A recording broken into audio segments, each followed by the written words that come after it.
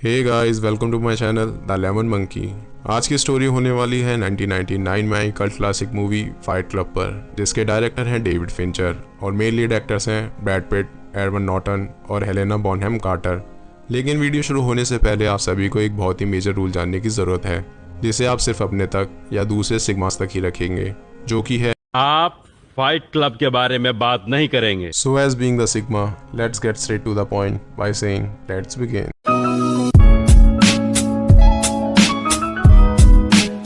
तो कहानी शुरू होती है फिल्म के नैरेटर को दिखा के, जिसका फिल्म में कोई भी परमानेंट नाम नहीं बताया गया है, जिसका रीजन मैं वीडियो के एंड में बताऊंगा। फिलहाल नैरेटर को हम एक अनजान आदमी के द्वारा किसी तरह के टॉर्चर में इन्वॉल्व देखते हैं, जिसका रीजन नैरेटर बताता है कि वो उस अनजान आदमी के प्लान में बहुत बड़ी अड़चन है।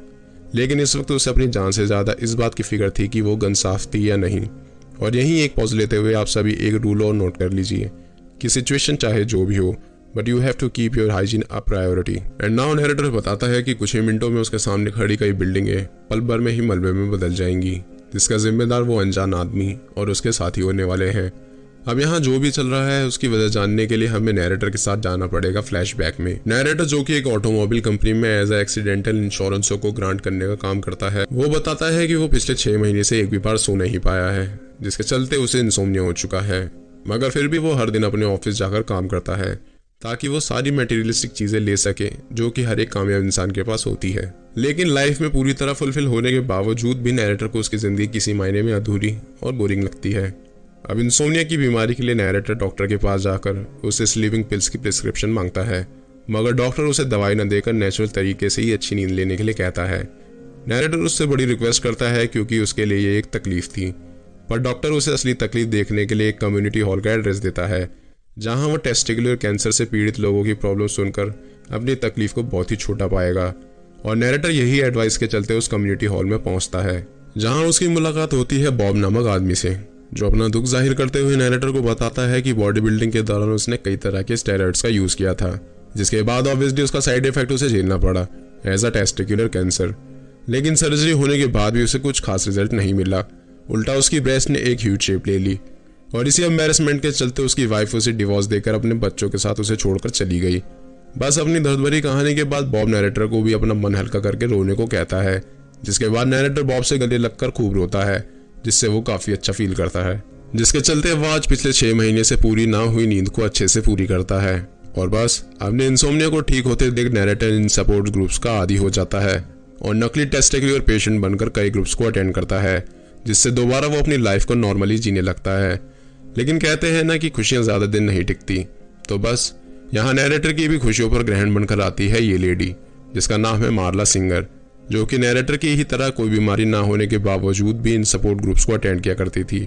सिर्फ फ्री की कॉफी और कुछ डोनट्स के लिए। अब अपने खुद के झूठ के अलावा मार्ला का झूठ जानने से नैरेटर को इंसोम्निया की बीमारी दोबारा हो जाती है और वो दोबारा एक स्ट्रेस भरी लाइफ जीने लगता है, क्योंकि मार्ला की प्रेजेंस नैरेटर को हमेशा उसकी सपोर्ट ग्रुप के लोगों से झूठ बोलने की बेईमानी को याद दिलाती रहती है, जिसका असर उसकी थेरेपी पर होने लगा था,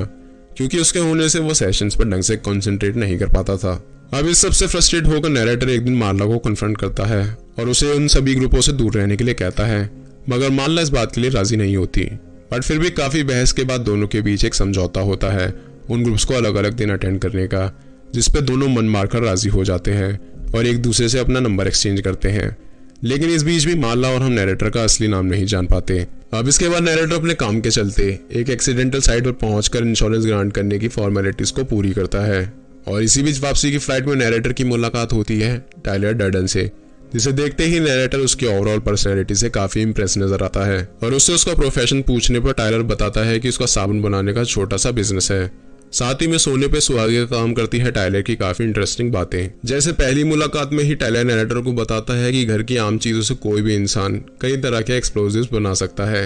अब ये सुनकर नैरेटर टाइलर से कहता है कि वो अब तक का उसका फेवरेट को पैसेंजर रहा है और इसी शानदार मीटिंग के साथ दोनों अपने अपने रास्ते चले जाते हैं। अब नैरेटर के घर लौटने पर वो देखता है कि उसका अपार्टमेंट घर की गैस लीक होने की वजह से ब्लास्ट हो चुका है और अब उसके पास कुछ दिनों तक रहने के लिए कोई जगह नहीं है, जिसको ध्यान में रखते हुए वो मार्ला को कॉल करने की कोशिश करता है, मगर किसी कारण वो तुरंत फोन रख देता है।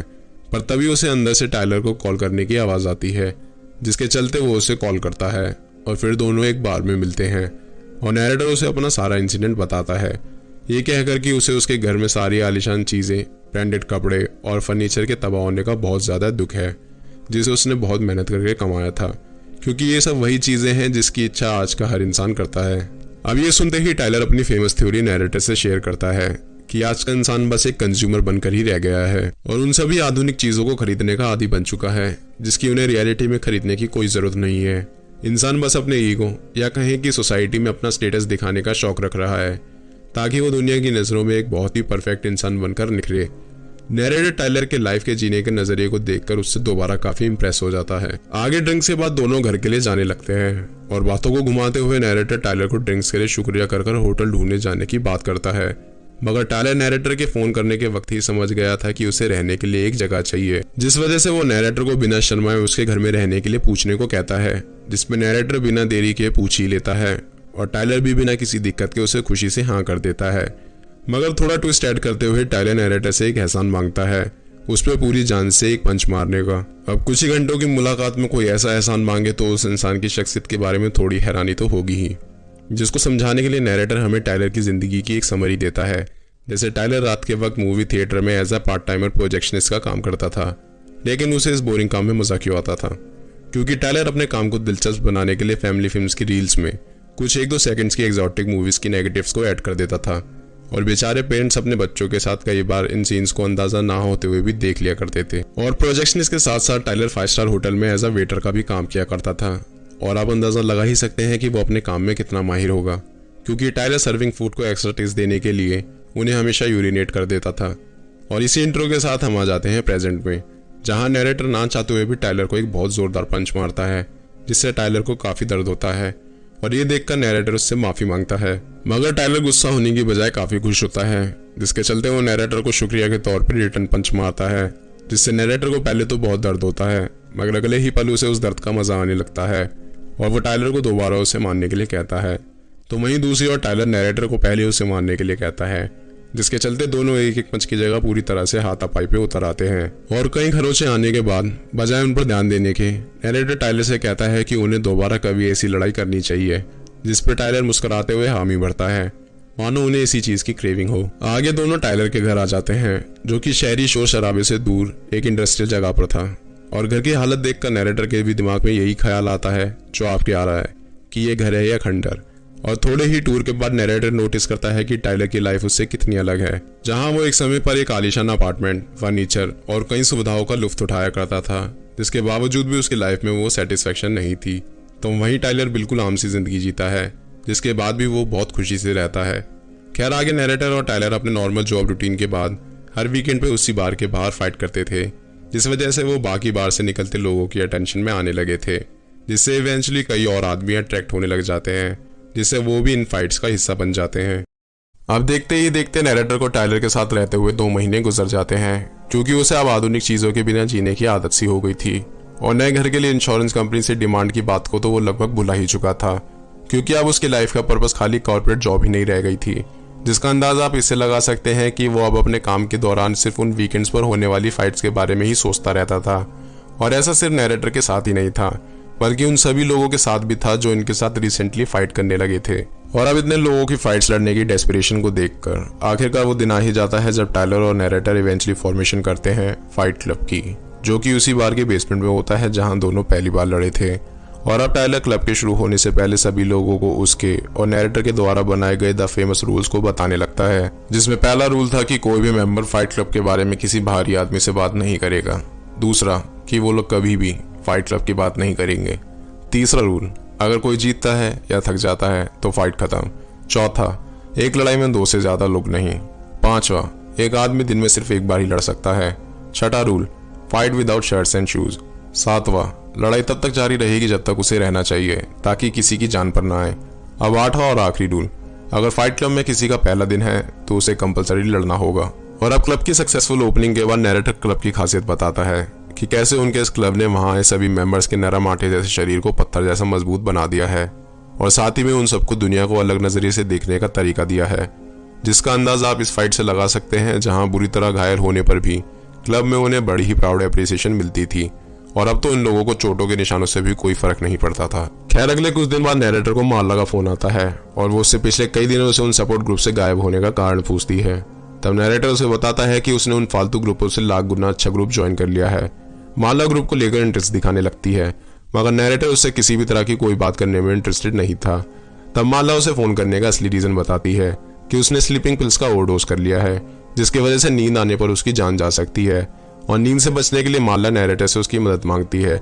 मगर स्टिल नैरेटर को अब भी उसमें और उसकी बातों में कोई इंटरेस्ट नहीं था, जिस वजह से वो रिसीवर को ऑन ही छोड़कर चला जाता है। मगर अगली ही सुबह माला को अपने घर में पाकर नैरेटर काफी हैरान नजर आता है और माला से उधर उसकी मौजूदगी का कारण पूछता है। और ये सुनते ही माला वहां से उसे बिना कुछ बोले ही गुस्से में निकल जाती है। नैरेटर सबको समझने की कोशिश कर ही रहा होता है। तभी टायलर उसे आकर बताता है कि उसके फोन रख के जाने के बाद उसने माला की बातें सुनी और समझा कि माला की मौत बहुत ही अफसोस की बात होगी, जिसकी वजह से वो उसकी मदद के लिए उसके घर पहुंच गया और उसे पैरामेडिक से छुपते छुपाते अपने घर ले आया और माला को रात भर नींद से जगाने की कोशिश में कामयाब रहा। नैरेटर को यह सब सुनकर अच्छा नहीं लगता, क्योंकि उसके मुताबिक माला ने पहले सपोर्ट ग्रुप्स में आकर डिस्ट्रैक्शन का काम किया था और अब तो वो उसके घर तक आ गई है। तब टायलर उससे पूछता है कि क्या वो माला को पसंद करता है, जिसपे नैरेटर ऑब्वियसली मना करके जाने लगता है। तभी टायलर उसे रोककर उसे वादा करने के लिए कहता है कि वो कभी भी माला या किसी से भी उसके या उसके घर के बारे में बात नहीं करेगा, वरना टायलर उसे छोड़ेगा नहीं। नैरेटर उससे वादा करता है, लेकिन इस सब की वजह पूछने पर टायलर उसे बिना कुछ जवाब दिए ही चला जाता है। खैर आगे माला को नींद से जगाए रखने का काम टायलर ज्यादा ही सीरियसली ले लेता है, जिसकी वजह से नैरेटर रोज रोज इस सब के चलते काइंड ऑफ जेलस और परेशान होने लगता है। तो वहीं दूसरी ओर नैरेटर का बॉस और ऑफिस के लोग भी उसके अनप्रोफेशनल बिहेवियर और उसकी हालत को देखकर खुश नहीं थे, जिसकी परवाह जाहिर सी बात थी कि उसको नहीं थी, क्योंकि उसके मुताबिक उसे इस दुनियादारी से मोक्ष मिल चुका है।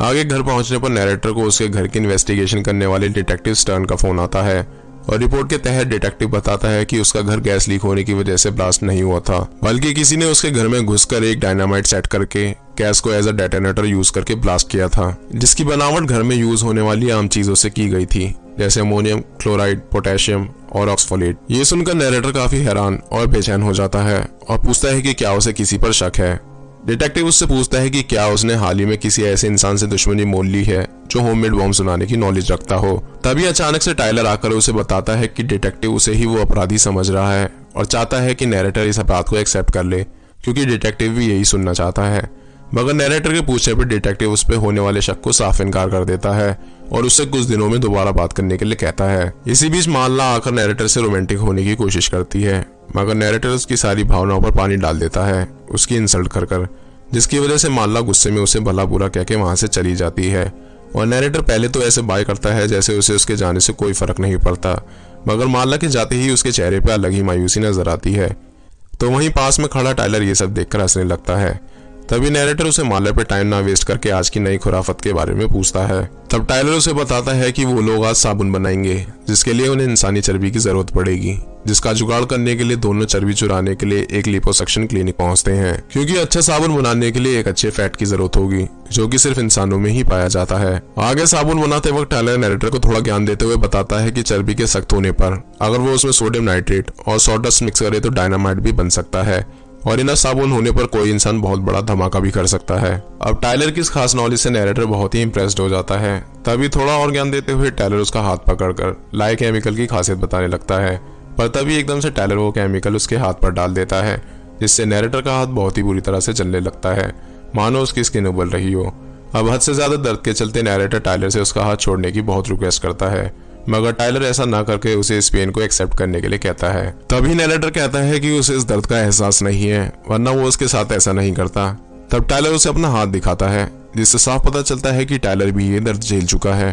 जिसके बाद टायलर उसे समझाते हुए बताता है कि उसे भी एक दिन सबकी तरह मरना है, और जिस दिन वो अपने दिल से मौत का सबसे बड़ा डर निकाल देगा, तब वो असल मायने में हर डर से मुक्त हो जाएगा और हर वो चीज करने को आजाद होगा जिसको करने की वो चाह रखता है। नैरेटर को भी ये बात समझ आने लगती है, जिसके चलते वो अपने इस दर्द को एक्सेप्ट कर लेता है, और थोड़ी देर बाद टायलर उसके घाव को विनेगर डालकर शांत कर देता है और उसे बधाई देता है उसके इस टेस्ट को पास करने के लिए। जिसके बाद हमें दिखाया जाता है कि टायलर इन साबुनों के बनने के बाद उन्हें सस्ते दामों पर डिपार्टमेंटल स्टोर्स में बेच दिया करता था। इन शॉर्ट टायलर उन अमीर औरतों की चर्बियां उन्हें साबुन की फॉर्म में वापस बेच दिया करता था, जिसकी उन स्टोर्स में काफी तारीफ भी थी। आगे एक दिन अचानक नैरेटर की मुलाकात बॉब से होती है, और बॉब को पहले से ज्यादा कुछ देखने पर नैरेटर इसकी वजह पूछता है और बॉब उसे बताता है कि अब उसने उन फालतू ग्रुपों से ज्यादा अच्छा ग्रुप ज्वाइन कर लिया है, मगर रूल्स के मुताबिक वो उसे इस ग्रुप का नाम नहीं बता सकता। नैरेटर ये सुनते ही समझ जाता है कि वो किस ग्रुप की बात कर रहा है और एक ही ग्रुप का मेंबर होने से दोनों बहुत खुश होते हैं, जिसके चलते दोनों फाइट क्लब में एक फाइट के लिए एग्री करते हैं, जिसमें बॉब नैरेटर की हालत खराब कर फाइट जीत जाता है। अब इतने नए चेहरों को देखकर टायलर समझ जाता है कि कई लोगों ने फाइट क्लब के शुरुआती 2 रूलों को तोड़ दिया है, जिससे वो काफी नाराज था, मगर साथ ही साथ वो इस बात से खुश भी था कि उसे इस क्लब में दुनिया के कई ताकतवर और समझदार आदमी मिले हैं, जिनकी काबिलियत वो इस दुनिया की आधुनिक चीजों की वजह से बर्बाद होते हुए नहीं देख सकता कि कैसे एडवर्टाइजिंग ने लोगों, कार्स और उन ब्रांडेड कपड़ों को लेने पर मजबूर कर रखा है, जिसके चक्कर में वो ऐसी नौकरियों को करते हैं जिससे वो सबसे ज्यादा नफरत करते हैं, ताकि वो उन चीजों को खरीद सके जिसकी असल में उन्हें कोई जरूरत नहीं है। और अब बस वो इतिहास के बीच की जनरेशन बनकर रह गए हैं, जिनके पास ना कोई मकसद है, ना वर्ल्ड वॉर और ना ही ग्रेट डिप्रेशन, लेकिन सिर्फ अब इनकी जिंदगियां ही वो वॉर और ग्रेट डिप्रेशन है, जिससे लोग रोजमर्रा लड़ते हैं, क्योंकि इस टीवी की दुनिया ने लोगों की सोच पे ऐसा प्रभाव डाला है कि वो भी किसी दिन कोई रॉक स्टार, एक्टर या करोड़पति बनेंगे, मगर ऐसा हर किसी के साथ नहीं होगा।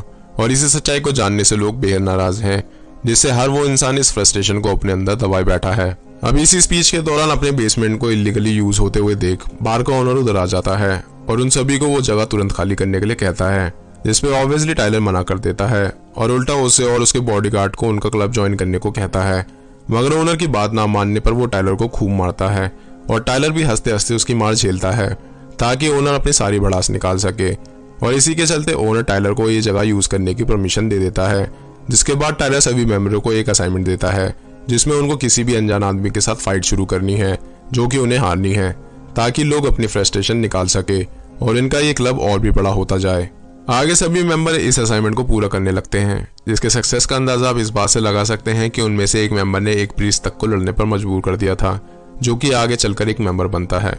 तो वहीं दूसरी ओर नैरेटर अपने बॉस को ब्लैकमेल करने की कोशिश करता है और डील रखता है कि वो कभी भी ये राज नहीं खोलेगा कि उनकी कंपनी इंश्योरेंस अलाउ करने में कितने झोल करती है, जिसके लिए उसे बिना ऑफिस आए ही हर महीने सैलरी मिलती रहनी चाहिए। अब ये डील मिलने से तो रही, उल्टा उसका बॉस बिना किसी देरी के नैरेटर को तुरंत जॉब से निकाल देता है और सिक्योरिटी को कॉल करने लगता है। तभी नैरेटर अपना शैतानी दिमाग चलाते हुए खुद को ही बहुत बुरी तरह मारने लगता है, जिसे देखकर बेचारा उसका बॉस काफी डर जाता है। और तभी खराब किस्मत के चलते उधर सिक्योरिटी भी आ जाती है और नैरेटर की इस हालत का जिम्मेदार उसके बॉस को ठहराती है।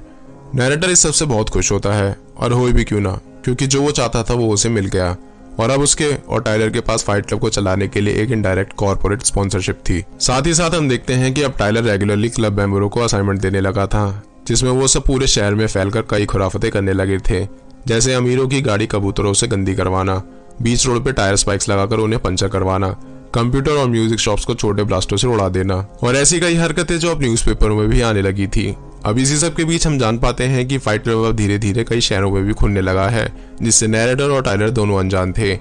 आगे नैरेटर नोटिस करता है कि टायलर अपने घर के बेसमेंट में बंकर बेड्स बिल्ड कर रहा है, जिसकी वजह पूछने पर नैरेटर को पता चलता है कि टायलर किसी खास तरह के प्रोजेक्ट की ट्रेनिंग के लिए सही आदमियों की तलाश कर रहा है। जिसके तुरंत बाद हम एक आदमी को उसके घर के बाहर उस ट्रेनिंग को ज्वाइन करने के लिए खड़ा देखते हैं, जिस भी टायलर नैरेटर को एप्लीकेंट को सिलेक्ट करने का तरीका बताता है कि अगर एप्लीकेंट 3 दिनों तक बिना खाए पिए, बिना किसी छत के और बिना हिले डुले उनके दरवाजे के बाहर इंतजार करता है तो वो ट्रेनिंग के लिए एकदम परफेक्ट होगा। जिसके चलते दोनों उस एप्लीकेंट की हिम्मत हर तरह से तोड़ने की कोशिश करते हैं, मगर वो आदमी अपने फैसले पे कायम होता है, जिसके चलते टायलर उसे सेलेक्ट कर लेता है और अब धीरे धीरे करके कई एप्लीकेंट इस ट्रेनिंग के लिए हिस्सा लेने लगते हैं, जिसमें नैरेटर का अच्छा दोस्त बॉब भी था। और अब देखते ही देखते टायलर ने एक अच्छी खासी अपने लिए एक फौज बना ली थी, जिसका मकसद नैरेटर को अब तक नहीं मालूम था। तो तभी घर पहुंचने पर नैरेटर को न्यूज देखने से पता चलता है कि टायलर ने अपनी आर्मी के साथ मिलकर एक इंपॉर्टेंट बिल्डिंग के कई फ्लोर्स पर आग लगा दी थी, जिसके कारण उनका एक ग्रुप पुलिस कमिश्नर की नजरों में आ गया था, जिसे सुनकर नैरेटर बिल्कुल खुश नहीं होता। और इस सब की वजह पूछने पर बॉब टायलर के इस खास ग्रुप के प्रोजेक्ट का नाम मेंशन करते हुए कहता है कि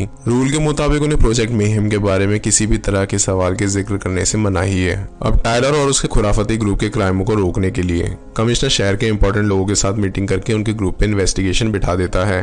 जिससे नाराज होकर टायलर अपने ग्रुप के साथ कमिश्नर को उसी की बिल्डिंग में घुसकर धमकी देता है कि अगर उसने इन्वेस्टिगेशन को रद्द नहीं किया तो वो उसे बहुत बुरी मौत देंगे, जिससे इवेंचुअली डर के कमिश्नर उनकी बात मान जाता है। अब आगे अपने ही बनाए गए ग्रुप में अपनी इंपॉर्टेंस को नए रिक्रूट एंजल फेस से कम होते देख नैरेटर थोड़ा जेलस फील करने लगता है, जिसका गुस्सा निकालते हुए वो रात की फाइट के दौरान एंजल फेस को इतनी बुरी तरह मारता है, जिससे एंजल फेस तो वो दिखने से रहा, उल्टा अब उसका नाम डीमन फेस में बदल जाएगा। नैरेटर का ये रूप देखकर बाकी मेंबर्स काफी दहशत सी में आ जाते हैं। तब टायलर के नैरेटर से इतनी बुरी तरह लड़ने की वजह पूछने पर नैरेटर गुस्से में उससे पूछता है कि उसने उसे प्रोजेक्ट मेहम के बारे में कभी क्यों नहीं बताया, जिसमें उसकी इन्वॉल्वमेंट ना के बराबर ही थी, जबकि फाइट क्लब जितना टायलर का है उतना उसका भी है।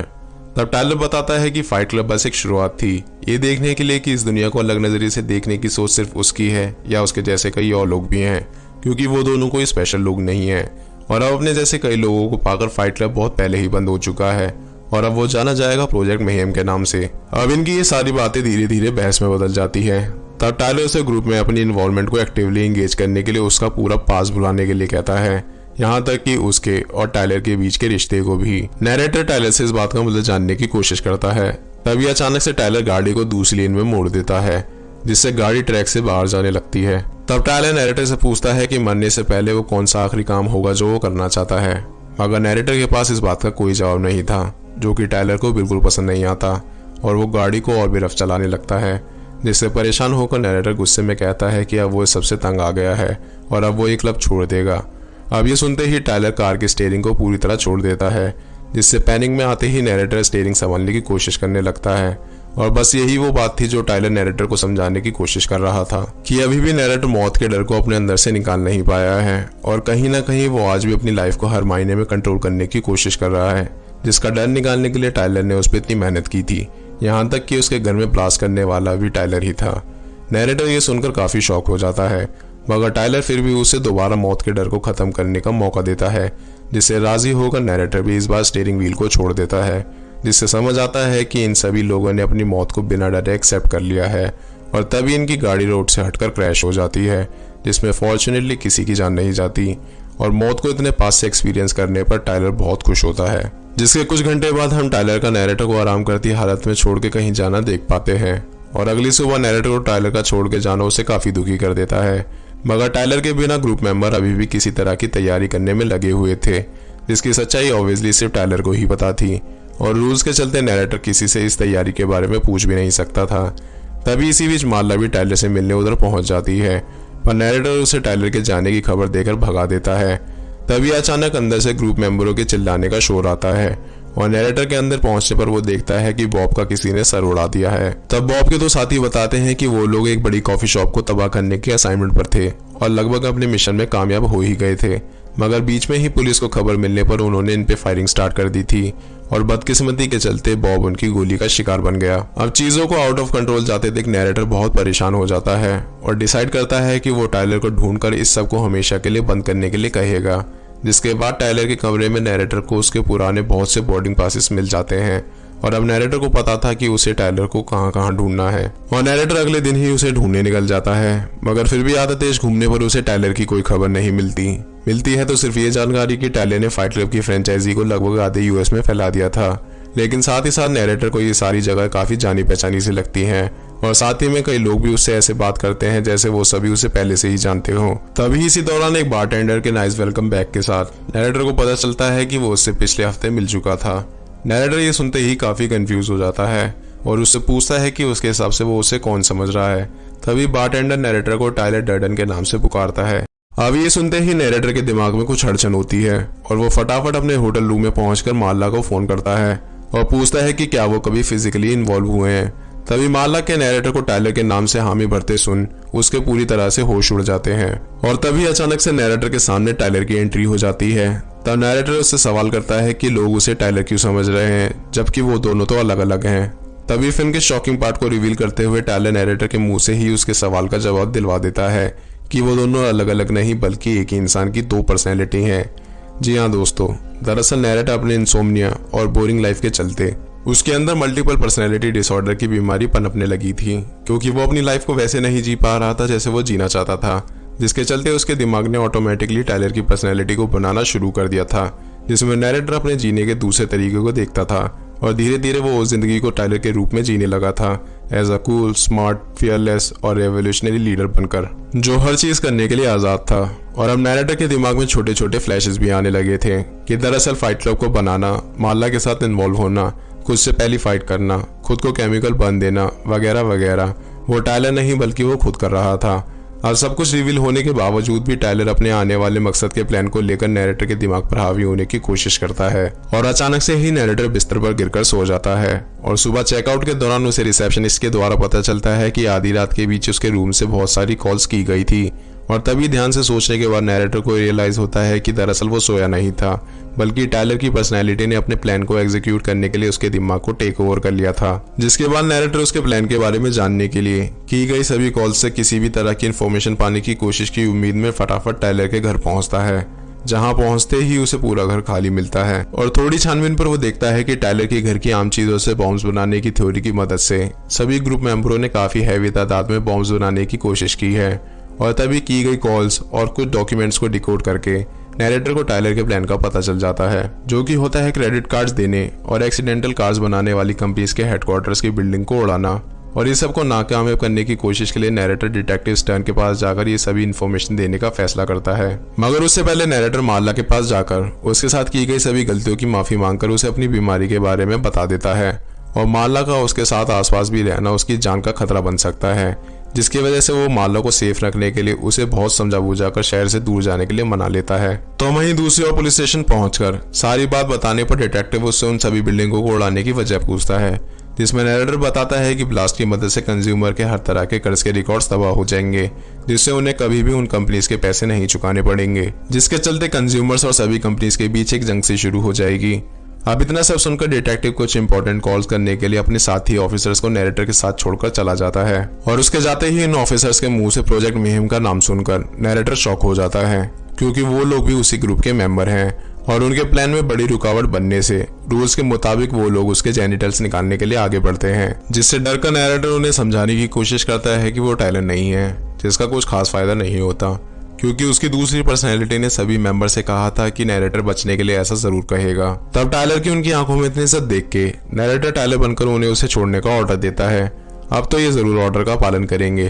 काश ऐसा होता, मगर टायलर की पर्सनैलिटी ने इन्हें इस झांसे में फंसने के लिए भी मना कर दिया था, जिसके बाद वो उसे पकड़कर वहीं उसके जेनिटल्स निकालने लगते हैं। मगर सही वक्त पर डिटेक्टिव नैरेटर की इन्फॉर्मेशन को सही बताकर टायलर के घर पर छानबीन करने के लिए एक ऑफिसर को बुला लेता है, जिस डिस्ट्रैक्शन का फायदा उठाकर नैरेटर उनमें से एक ऑफिसर की गन छीनकर उधर से बचकर भाग जाता है और ब्लास्ट होने वाली में से एक बिल्डिंग में पहुंचकर मेंबर्स द्वारा प्लांट किए गए एक्सप्लोजिव्स को ढूंढने में कामयाब हो जाता है और उन्हें डिफ्यूज करने लगता है। मगर तभी उसकी दूसरी शख्सियत टायलर उधर पहुंच जाता है, जो कि उसे बॉम्ब डिफ्यूज ना करके इस महान काम को होने देने के लिए कहता है, क्योंकि अभी तो 10 और बिल्डिंगों में बॉम्ब्स प्लांटेड थे, जिसे वो चाहकर भी ब्लास्ट होने से रोक नहीं पाएगा। तब नैरेटर गुस्से में उससे सवाल करता है कि प्रोजेक्ट मेहम में कब से उसने लोगों को मारना शामिल कर लिया है। और टायलर जवाब देता है कि वो किसी को नहीं मार रहा, क्योंकि सभी बिल्डिंग्स खाली हैं और वहाँ की सिक्योरिटी और मेंटेनेंस वाले सभी आदमी उसी के हैं। नैरेटर ये सुनकर भी उससे कन्विंस नहीं होता और वो बॉम्ब्स की वायर निकालने लग जाता है और टायलर भी अच्छे से उसके दिमाग में गलत वायर खींचने की कंफ्यूजन्स को बनाने लगता है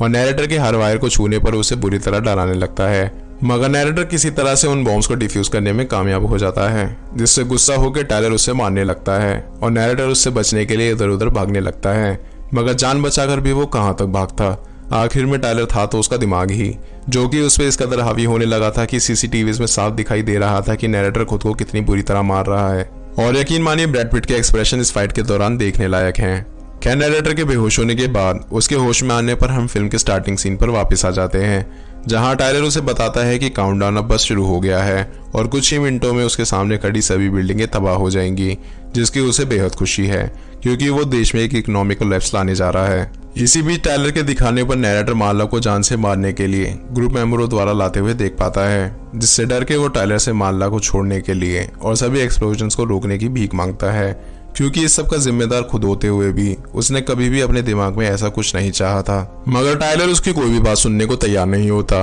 उल्टा वो उसे ये महसूस कराने की कोशिश करता है कि कैसे उसने उसको एक लूजर से एक महान इंसान बना दिया है और अब वो उसकी छवि को कितनी भी कोशिश कर ले पर रोक नहीं पाएगा। अब इस वक्त नैरेटर अपने आप को बहुत मजबूर महसूस करता है, मगर तभी उसे ध्यान आता है कि भले ही टायलर उस पर कितना भी हावी हो रहा हो, मगर है तो वो उसके दिमाग की रचना ही। और अगले ही पल नैरेटर टायलर के हाथों में पकड़ी हुई गन अपने हाथों में पाता है, जिसे वो अपने मुंह में रख लेता है और टायलर उससे खुद के सर पर बंदूक रखने की वजह पूछता है। नैरेटर जवाब देता है कि उसने बंदूक अपने नहीं बल्कि उन दोनों के सर पर रखी है, क्योंकि टायलर के वजूद को खत्म करने के लिए नैरेटर को अपना दिमाग गोली से उड़ाना होगा। और यहाँ पहली बार हम टायलर को डरा हुआ देख पाते हैं, जिस वजह से वो नैरेटर को ऐसा ना करने के लिए समझाने लगता है, मगर नैरेटर बिना देरी किए और बिना टायलर की बात सुने ट्रिगर दबा देता है, जिससे टायलर का अस्तित्व खत्म हो जाता है। मगर दूसरी ओर नैरेटर गोली लगने के बाद भी जिंदा बच जाता है, क्योंकि गोली उसके चेहरे के पार चली जाती है, मगर टायलर की नजरों में वो गोली उसके दिमाग को चीर गई थी। इसी बीच मेंबर्स माला को लेकर उधर पहुंच जाते हैं,